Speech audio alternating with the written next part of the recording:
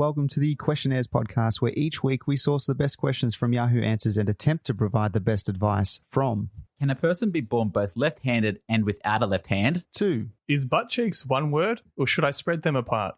We're here to prove that every question deserves an answer. Joining with me this week, as always, is Marcus. Oh, God, Damien, you're dirty. And Damien. That is me. I'm Damien and I am dirty. Dirty Damo, and I'm Tom. How's it going, boys? Dames. Hello, Tom. Hello, Damien. Yeah, good, man. Good. It's another week, another episode in ISO. It's fun times. I almost feel like we're at the point where we need to just stop mentioning it. Let's just assume that it's in isolation. Now that it's gone so far off the course of like things getting okay, it's like, well, this is it. This is reality at the moment. It. Yeah. Victoria screwed the pooch, and we are the pooch. We are screwed. Well, definitely is someone is responsible for screwing something, because I think that's how it sort of got a little bit out of hand. That's how it's spread, this coronavirus. I feel like they should reclassify it to an STD or STI or something like that because of how it got spread. Not a bad idea. Speaking of spreading, funnily enough, I actually decided to bring my car to the mechanic recently. Because I thought, well, now's the time to do it because, we're stuck at home. And the day after we dropped off the car at the mechanic, I got a call from the mechanic and he said, so one of our workers actually has COVID. We've just found out, so we're shutting down the workshop. Yeah. And I was like, just keep the car. It's a write-off. I don't need the car. Right. It's fine. It might as well have been like some 3-car accident at this point. Like, you can keep it. Nothing gets COVID out. Exactly. And obviously it's like a very, we're making light of it, which is, I think, okay, because we need to laugh because it's so crazy. Yep. But like when I got that call, I was just like, of course that happened. Your car got COVID. Have you got your car back? Yeah, we picked it up today, and my girlfriend's the one who drove it home. And then when she got home, she gave me like a sanitizer wipe, and she's like, "Just give me the full cleanse, just wipe me down." Perfect. They should have had the car wrapped in PPE, like in a gown with a mask over the grill, just to make sure it's not spreading. Yeah, car bra, exactly. Did the mechanic actually say they've cleaned it down or something like that, or like did they mention anything, or was it a case? Yeah, they said they were like wiping everything down and stuff and taking the correct measures. But we gave it another clean just in case. Fair enough. Best to be safe than sorry. Of course. Yes. Let's leave all of the mess of the world behind. Let's focus on the mess of the people from the realm of Yahoo Answers. Let's just try and have some lighthearted fun. Do you know what's actually been a surprising thing? I thought when this whole COVID thing kicked off, I thought, surely the people of Yahoo Answers will stop complaining about the really small, minor problems. But no, the content has kept flooding in. These people just they lack any perspective whatsoever. Even when there is a global pandemic, they're just like, why is my neighbor so noisy? It's like, it's because everybody's home, you idiot. That is why. Yeah, it makes perfect sense. So that's what we're here to do today and do every week is answer questions from the website Yahoo Answers. We try to find the best questions and provide some advice to these people and help them on their way. That is how the show works. The other thing we do each week is we name the question askers after a theme, and it's Marcus's theme this week. It is my theme. And I got thinking earlier this week, because, I'm always at home and just kicking it. What are the simple pleasures that people have for themselves? And what I mean by that is putting an earbud into your ear or the smell of petrol, those little things where you're like, I like it. Just, I know it's not good. It doesn't need to necessarily be not good for you, but I know it's not good for me, but I like it. I just like that little bit. So that's what I want you guys to, for yourself. Okay. All right. I'll kick one off. Let's go. I don't think this is bad for me. I'm going to say having a empty email inbox. That is a simple pleasure that makes me feel really good. That is satisfying. I can get behind it. Yeah. I don't know if I can relate, Damien. If I look at my phone right now and just see how many unread emails there are, 2,899. Oh my God. Tom. So that red bubble on top of the mail icon is quite long. Jesus Christ. Doesn't that frustrate you seeing that message and seeing 2,000? Well, to be fair, I've got a couple of mailboxes on my phone, and my work one is probably the most important one. My personal one is mostly junk as it is. My my email address has probably been passed around so much. It's like the fresh fish at prison, and it's just everyone's had a go at it. It's the town bicycle. I'm on mailing bicycle. lists. That's Yeah, it. I'm on mailing lists for everything. So it just so happens to be a lost cause. Just a little, like, once you get hit 2,000 emails, I think you're too far gone, Tom. I think it's time for a new email. Put it down. Yeah. But the trick is, once you start receiving all that bullshit email, because everybody goes like, oh, do you want this promotion? You look at the premium, you go unsubscribe immediately, and then you never get that crap. Okay, I'll take that on. Tom, I know you love your email handle, which is bonerboy69 at yahoo.com, but you have to let go. He's revealed it. You revealed it to the world. Now people are going to sign me up to more. Don't use Bonerboy69, please. You're in your 30s, Tom. You've got to let it go. It was funny 10 years ago, but it's not anymore. It's still slightly funny. It is. All right. So email writes in, my girlfriend's grandfather is a Michelin-Star chef and is visiting. I'm supposed to cook for them. What the F am I supposed to do? Ooh. First of all, please do not judge me. Yes, I am a 21-year-old man, but look, I just cannot cook.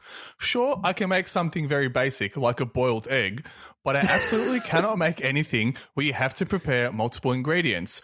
When I cook, the food is either done or it's not done. I have no experience with doneness. I do have my redeeming skills, but cooking is just not one of them. When I agreed to make something, I thought I could just bullshit something, but then I found out about the Michelin-Star from my girlfriend's brother. I asked my girlfriend why she didn't tell me, and she said she didn't want me to freak out. What was she thinking? I don't even own dishes. Do I pull a Principal Skinner and buy takeaway food? I'm sorry if I sound like I'm panicking. I just love this girl so much and want to impress her family. Email.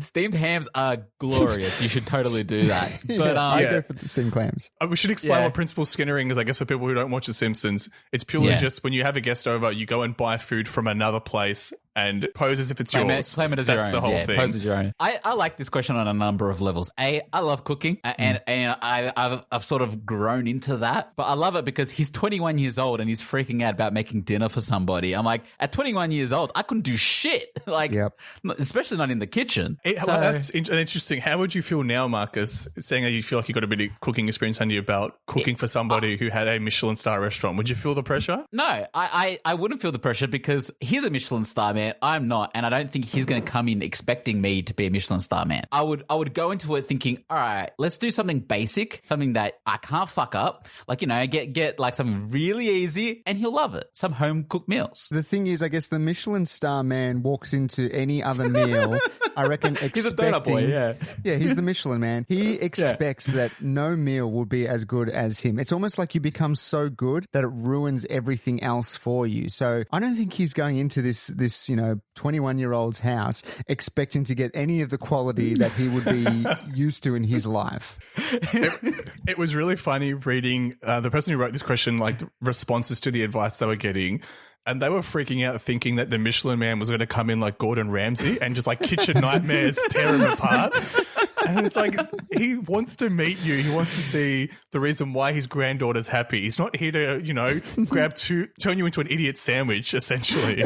Yeah. He's going to call me a donkey. I just know it. He's going to call me a donkey. Shut it down. It's bland. He's going to grab the plate and throw it on the ground and go, this is disgusting. Or you go the opposite way. But I feel like one thing you definitely need to do is go to like Kmart, go to Target, get yourself some plates, man. If you don't have plates to serve this shit on, you need that. That's a good start, all right? What's he using in the meantime? Like a shoebox? Yeah. Like, how is he eating? Shoebox. Maybe he's just eating everything out of containers. Like if he's not cooking a lot, he might get takeaway food a lot. True. So he's just eating it. You know, you unwrap a burger, you eat it on the burger wrap. He's pouring glasses of Coke he's pouring Coke into his hands and just drinking it like that. Sipping it. I'm confused here.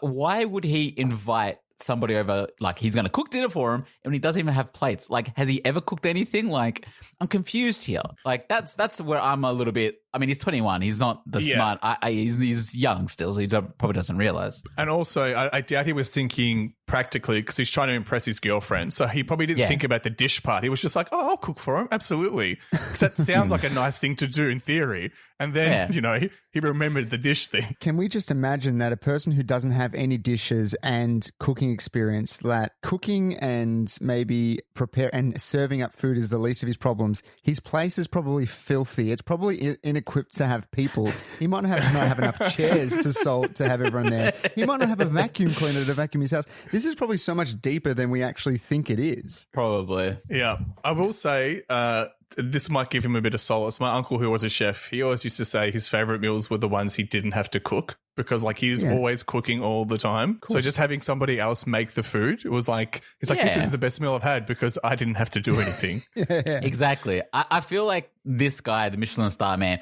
he's not coming in judging your food. He's coming in to meet you.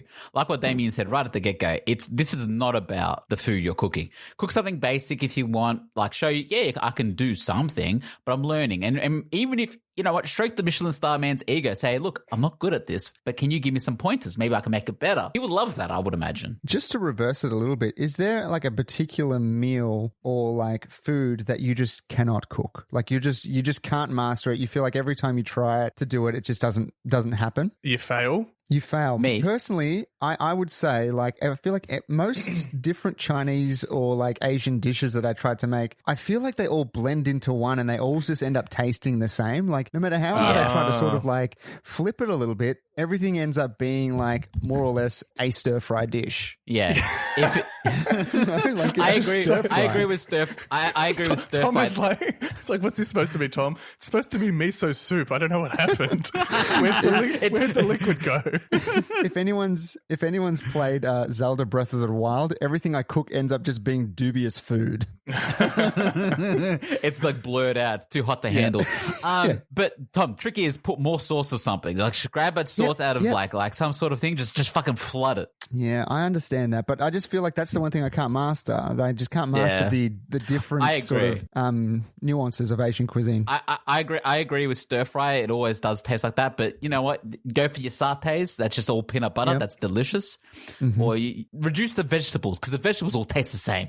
Get more meat in your diet. Anyway. I wanted to ask you guys, have you ever had the privilege, have you fine dined? What is the fanciest restaurant you've been to? Doesn't need to have been a Michelin-Star because there's none in Australia.